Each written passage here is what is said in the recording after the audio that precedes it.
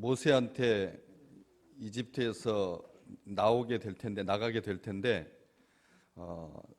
사람들에게 각 이웃들에게 은금 패물을 구하여 나가라, 구하라, 그렇게 말씀하십니다. 특별히 11장 실제로 나가기 전에 12장 이스라엘 자손이 모세의 말대로 하여 애굽 사람에게 은금 패물과 의복을 구했다, 이렇게 기록되어 있습니다. 금은 보화를 구하여서 너희의 자녀를 꾸며라. 오늘 어린이 주일날 너희의 자녀를 꾸미라, 이렇게 말씀을 하고 계십니다.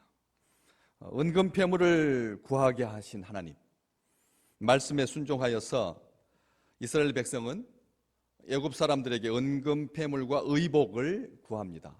보물, 은금 패물과 옷, 의복을 구하게 하지요. 은금 패물을 구하게 하는 것은 이해가 가는데 옷을, 의복을 구하게 하는 것은 그게 뭐 보물도 아니고 뭐 귀한 것도 아닌데 구하게 하십니다.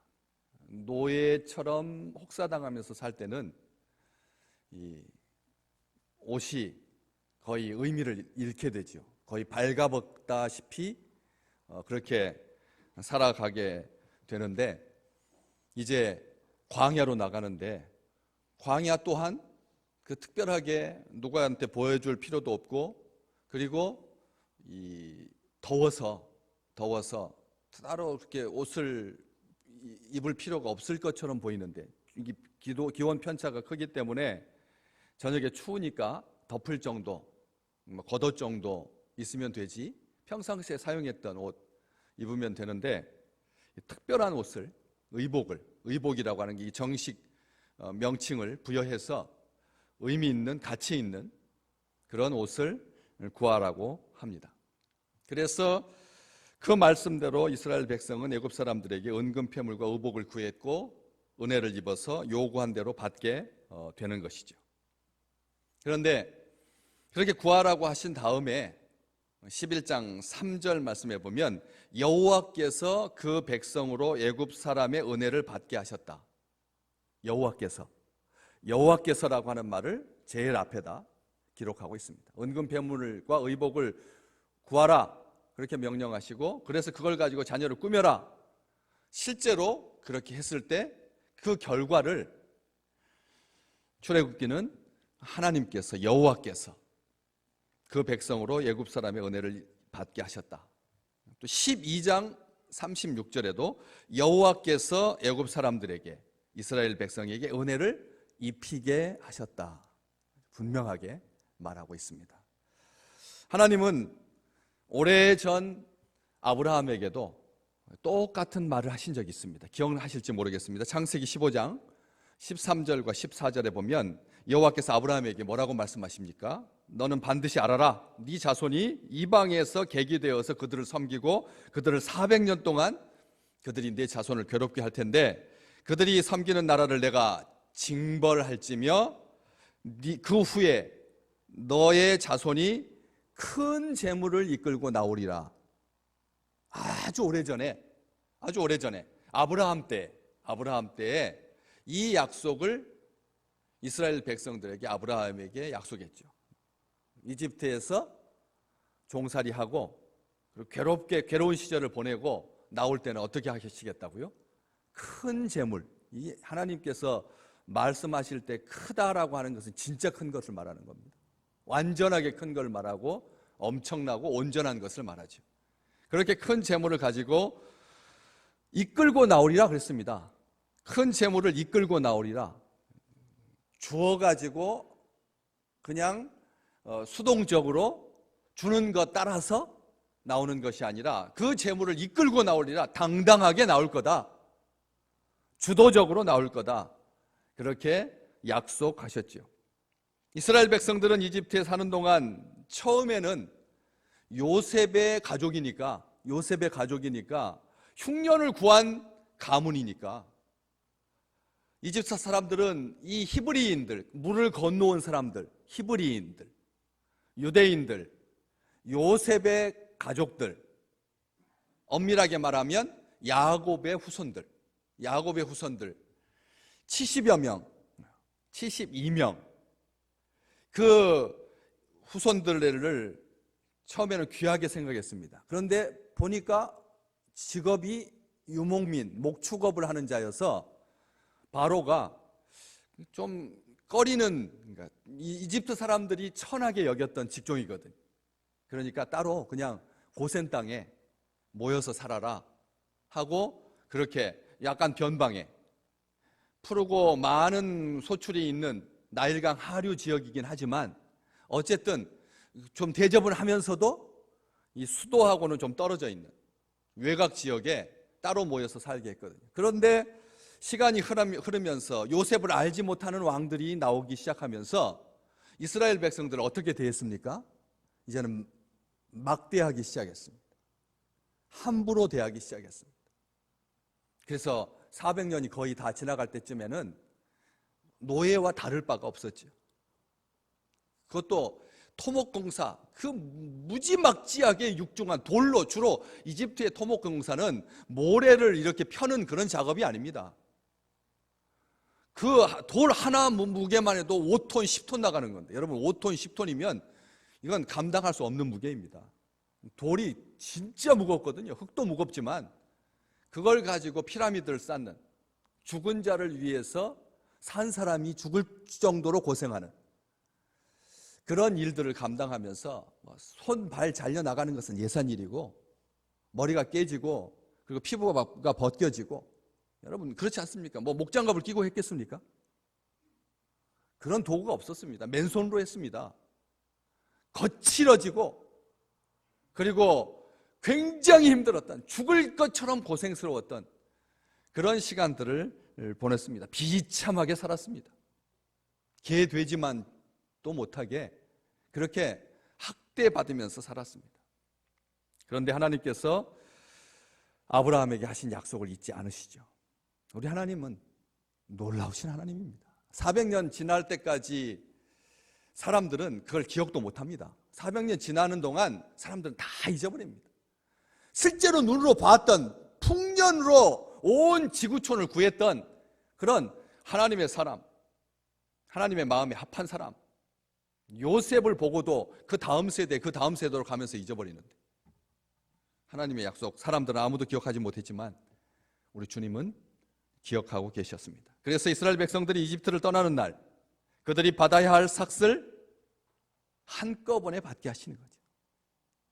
그런데 누적된 그동안 받지 못했던 임금을 계산해가지고 시간제로 계산해서 특별 수당까지 챙겨서 그렇게 받은 것이 아니라 엄청나게 받았습니다. 후히 주시고 넘치도록 받았지요. 나중에 출애굽기 35장 5절 이하에 보면 너희의 소유 중에서 너희는 여호와께 드릴 것을 택하되 마음에 원하는 자는 누구든지 그것을 가져다가 여호와께 드릴지니, 하나님의 성소를 만들면서 예물을 가져오라고 말씀하실 때 그들이 여호와께 드렸던 것 뭐였습니까? 보시면 항목이 쭉 나오는데 금, 은, 놋, 청색, 자색, 홍색 실, 가는 배실, 염소털, 붉은 물 들인 수양의 가죽과 해달의 가죽과 조각목, 등유와 및 관유에 드는 향품과 분향할 향을 만드는 향품과 호마노며 에봇과 흉패에 물릴 보석이니라. 은금 폐물은 그 많은 것들을 대표하는 상징어일 뿐이지 그 밑에 그 숨겨진 가려진 말 얼마나 많았으면 그래서 그 예물을 가지고 하나님의 전에 바치는데 36장 3절 이하에 보면 아침마다 자원하는 예물을 백성들이 너무 많이 가지고 연이어서 오는 바람에 성소에서 일하는 사람들이 일을 멈춰야 할 정도로 넘쳐나게 가져왔습니다. 그래서 모세에게 나가서 백성이 너무 많이 가져오기 때문에 여호와께서 명하신 일을 하는데 쓰기에도 남음이 있나이다 해서 모세가 이제 그만 가져오라고 할 만큼 이스라엘 백성들은 그 노예 상태에서 아무것도 없었습니다. 그냥 먹고 살기에 급급했습니다. 어디 치장이며 어디 장식이며 어디 분장이며 어디 의복이겠습니까? 의복은 노예에게는 상관없는 물건입니다. 은금 패물과 그 많은 예물들을, 보석들을 더 이상 이제 가져오지 않아도 된다고 말할 만큼 엄청나게 가지고 나온 거죠. 애굽 사람들은 이스라엘 백성들에게 넉넉하게 그렇게 주었습니다. 그런데 왜 그랬을까요? 왜 이집트 사람들이 이렇게 많은 보화를, 이집트가 잘 살았다, 이것은 당연한 거겠지만, 황금의 나라, 보석의 나라, 그 보물의 나라, 어쨌든 그 이집트 근동 지역은 서유럽의 야만족들이 생각할 때 정말 천국과 같이 넘쳐나는, 파면금이 나오는, 파면은이 나오는 그런 대단한 부의 나라였습니다. 엘도라도였습니다. 이상향이었습니다. 그렇게 말했지만 많은 것 중에서 그냥 거저 줬나? 아니다라고 하는 것을 확인할 수가 있는 말씀이 있습니다. 어디에 나오냐면 11장 3절, 출애굽기 11장 3절 말씀 한번 볼까요? 우리 지금 3장이니까 11장으로 잠깐만 넘기셔서, 앞에 스크린도 있고요. 11장 3절 말씀 같이 읽어보겠습니다. 여호와께서 그 백성으로 애굽 사람의 은혜를 받게 하셨다. 그런데 이렇게 은혜를 받게 하셨다, 이렇게 되어 있는데, 세번역에 보면, 세번역 성경에 보면 어떻게 되어 있느냐면, 주님께서 이집트 사람들이 이스라엘 백성들에게 호감을 가지게 하시고 이렇게 기록되어 있습니다. 세번역 성경에 보면 은혜를 입게, 우리는 그냥 아주 식상하게 아무것도 아닌 듯이 하나님께서 은혜 베푸셔서 그래서 그 많은 금은 부화를 가지고 나왔다, 이 정도로 이해하지 말라고, 한글 번역 성경인데 주님께서 이집트 사람들이 이스라엘 백성들에게 호감을 가지게 하셨다. 아멘. 역사는 언제나 승전국에다가 패전국이 조공을 바치죠. 역사는 흐름이 그렇습니다. 이게 상식입니다. 가진 자가 더 많아지고 적은 자는 있는 것마저도 빼앗기는, 그게 역사 아닙니까? 혹독하고 가혹했던 역사들 아닙니까? 아직까지도 우리는 그 문제를 해결하지 못해서 정규직 되게 해주십시오, 비정규직, 기울어진 운동장 해가지고 4대 보험이라도 좀 받게 해주십시오. 지금까지도 그 문제가 해결 안 돼서, 이번 정권에도 그게 해결이 안 돼서 또 다음 정권으로 넘겨가야 되잖아요. 정규직, 비정규직, 갑을, 그 관계를 해결하지 못하는데, 그 옛날 이 이집트인들이 자기들이 다스리고 자기들이 지배했던, 노예처럼 소유했던 이스라엘 백성들에게 어떤 감정을 가지게 됐다고요? 호감을 가지게 되었다는, 호감을, 좋은 감정을 가지도록 하나님께서 역사하신 것입니다.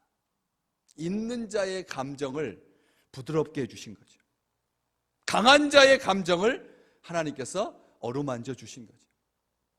그래서 빼앗긴다고 생각하지 아니하고, 여러분 400만 명이 한꺼번에 빠져나가면 지금 우리나라에 와 있는 노동 외국인 사람들이 한 200만 명 가까이 된다고 하는데, 지금 현재 그러는데, 그 옛날 이집트의 이스라엘 히브리인들 종처럼 부릴 수 있는, 임금 안 갚아도 되는, 임금 안 줘도 되는, 그냥 먹여주기만 해도 되는 그런 사람들이 순식간에, 장정만 60만 명이었으니까 그 노동력이 60만 명이었는데 일거에 빠져나가니까 마음이 어떻겠습니까? 불안하죠. 그렇지 않겠습니까? 또다시 전쟁에서 노예를 끌어와서 그 숫자를 메꾸지 않는 한 이 손실은 전체 이집트의 산업 구조로 봤을 때, 재정 규모로 봤을 때 10%, 20%는 무섭게 빠져나가는 그런 어마어마한 충격이었는데, 그러니까 바로가 10가지 재앙을 겪을 때까지도 절대 안 내보내잖아요. 단순하게 그냥 사흘길쯤 가서, 며칠 조금만 가서 거기서 예배 드리고 다시 오면 되지 않느냐, 왜 굳이 그냥 나가려고 하느냐. 이 사흘길이라고 하는 말은 완전하게 떠난다는 말이거든요. 절대 추적할 수 없는 거리를 말하는 거. 하루길쯤 가서 예배 드리면 되지 왜 사흘길이나 더 가서 예배 드리고 아예 떠나려고 하느냐, 이렇게 불안했을 만큼 이집트인들에게 공허하고 그리고 안타까운 순간이었는데, 하나님께서 호감을 가지게 하시는 거죠. 애굽인들의 눈에 좋게 보이게 하나님께서 하셨습니다. 원수들로부터 존경받게 하십니다. 하나님께서는 애굽 사람들에게 이스라엘 백성들을 요구하라고, 그것을 구하라, 요구하라 하셨습니다. 항상 요구받은 대로 할 수밖에 없었던 이스라엘 백성들이 이제는 애굽 사람들의 가장 귀한 것을 당당하게 요구할 수 있는 위치가 되도록, 그래서 도망자처럼 노예처럼 쫓겨난 것이 아니라 극진한 대우를 받아서 존귀한 자로 당당하게 나올 수 있도록 하나님께서 초라한 모습으로 떠나지 않게 하시고 이집트에서 보낸 세월을 헛되지 않게 하셨죠. 일전에 바로 야곱이 외삼촌 라반의 집에서 그 숱한 수고와 그 많은 날들을 보상 없이 값 없이 일했다가 나올 때 하나님께서 온전하게 갖고 나오게 해주셨던 거죠.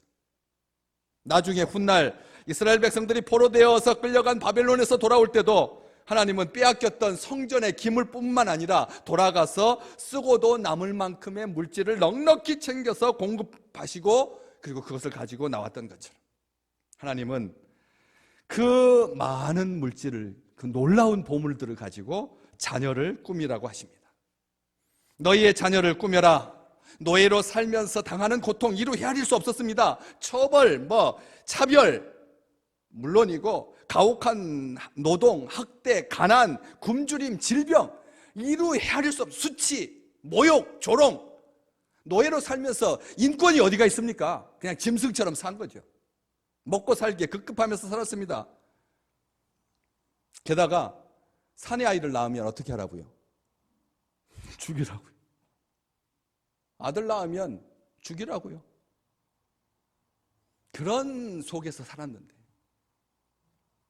자녀들이 마음껏 먹지도 입지도 못할 뿐만 아니라 아플 때 치료받거나 쉬지도 못하고 배움의 길, 베풀고 섬기는 길, 지도자의 길은 고사하고 짐승처럼 방치되고 학대당하기 십상입니다. 특별히 어린아이들, 전쟁 고아들. 우리에게 익숙한 꽃제비라고 하는 말은 6.25 때 북쪽 지역에서 전쟁 고아를 일컫던 말입니다.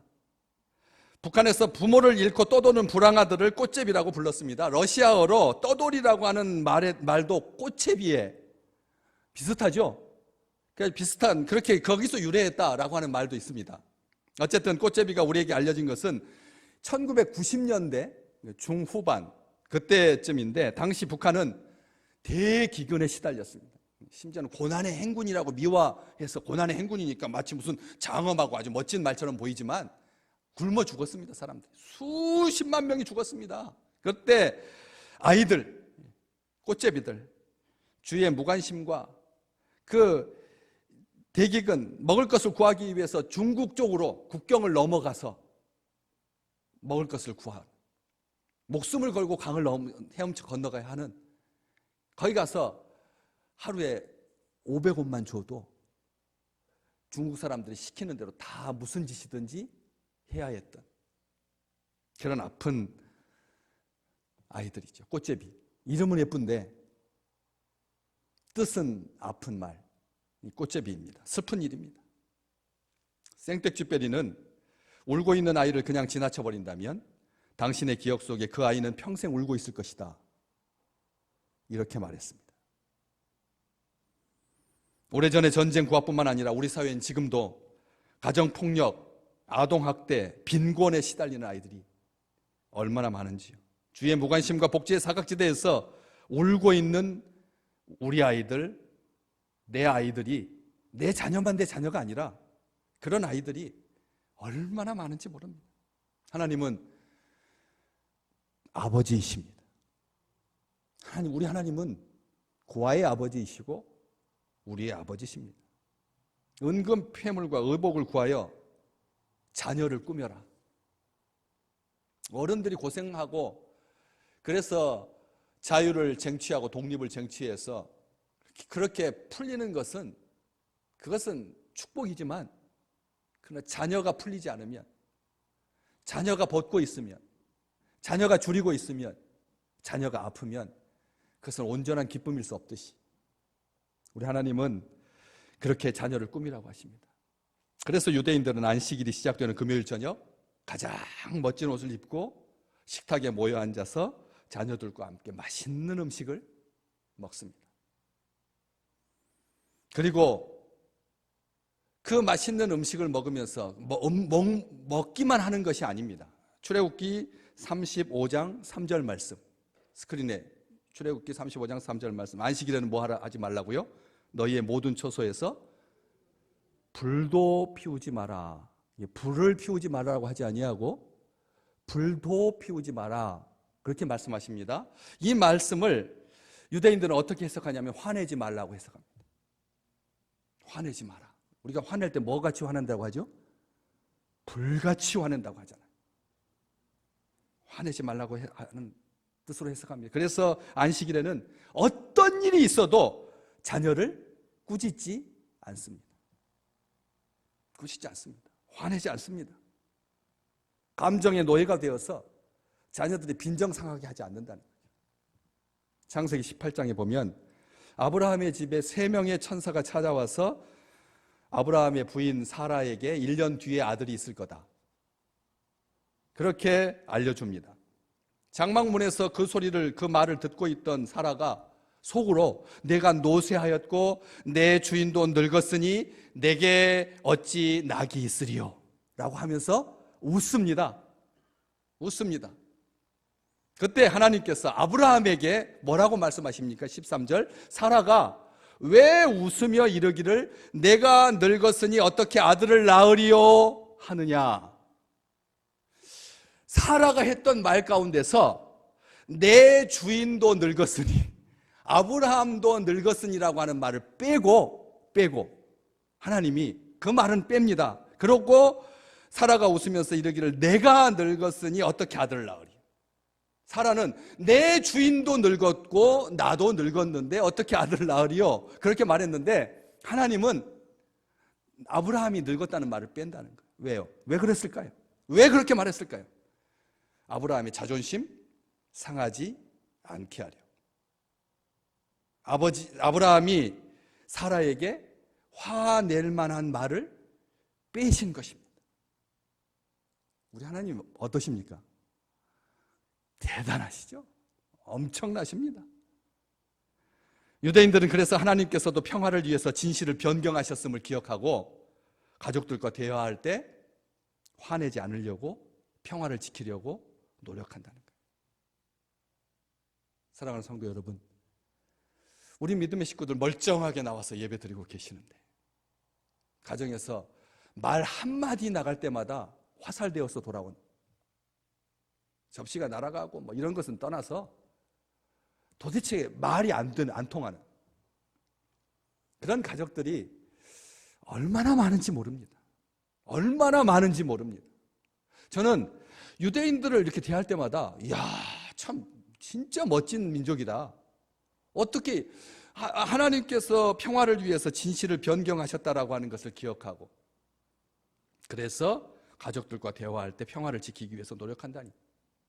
하나님의 지혜와 배려를 본받아서 나쁜 말, 거친 말, 폭력적인 말, 험한 말, 상처 주는 말 하지 아니하고, 자녀들의 자아상은 부모의 말이 거울되어서 형성되기 때문에 그렇습니다.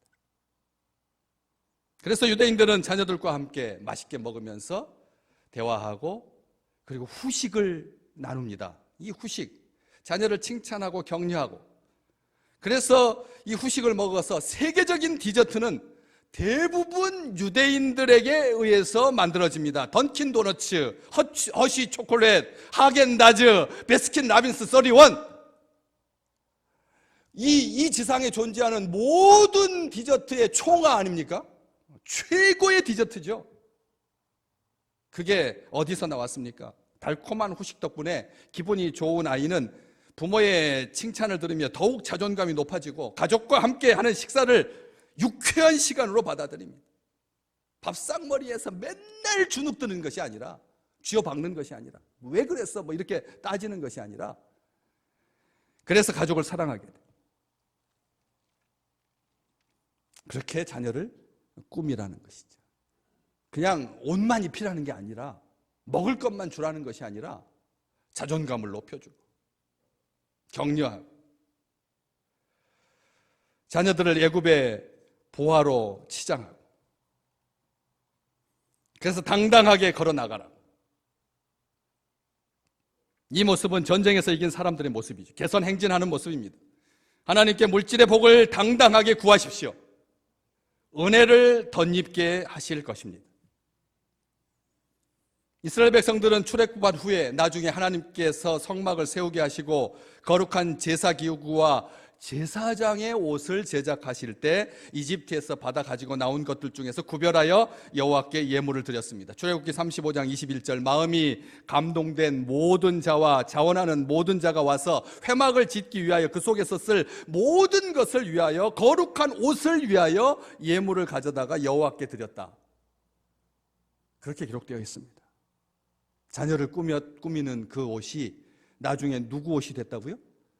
제사장이 입을 옷이 되었다는 것이죠.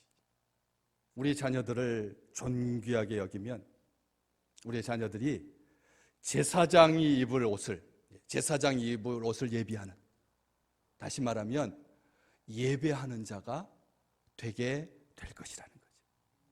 하나님 여호와의 성소를 만드는 보물들, 제사장이 입을 옷을 만드는 의복, 자녀를 꾸몄던 그 모든 것이 하나님의 성소에서 쓰임받을 수 있도록. 그런데 하나님은 예배당을 위해서 먼저 바치라고 하지 아니하고 네 자녀를 너의 자녀를 꾸미라고 하셨습니다. 먼저 자녀를 꾸미라고 하셨습니다. 형제 예물을 드리다가 형제와 다툰 일이 기억나거든? 예물을 두고 가서 형제와 화해하라. 이름만 가정의 달, 이름만 어린이 주일, 이름만 어버이 주일, 이름만 청년 주일, 이름만 청소년 주일, 이름만 교사 주일, 이름만 상징만 있는 것이 아니라 우리의 평상시 삶이 하나님께서 자녀를 꾸미기를 원하신다는 거예요. 그걸 구별하지 않는다는 거예요. 그래서 하나님께 드릴 것, 그 집에서 쓸 것 이렇게 나누지 아니하고 하나님께서 자녀를 꾸며라, 먼저 꾸며라. 그리고 나중에 성막 지을 때 예배할 때 도구가 되게 하고 예배의 백성이 되게 하고 예배자가 되게 하고. 우리가 구하는 것은 하나님께서 주십니다.